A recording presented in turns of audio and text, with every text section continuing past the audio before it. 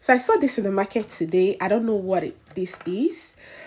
So I asked the seller. The seller explained to me how it to be done. So when I got home, I washed it thoroughly. I boiled hot water and I allowed the hot water to boil very well. So I pour in this and I cooked this for 15 minutes. I wouldn't want to overcook it so that the meat will not stuck inside the shell.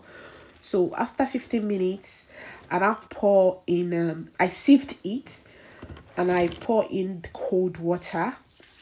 I allowed it to get cold for just 2 minutes.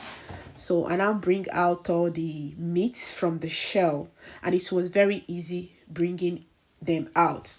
So I don't know what this is called. If you know what it's called, please leave the name in a comment section below, because this is not snail and this is not periwinkle. Periwinkle is very tiny, very small. So tell me what this is called in the comment section below. So look at it, very beautiful. I'm gonna use it to make vegetable soup. Ciao, keep watching Chizzy Delish Kitchen. Bye bye.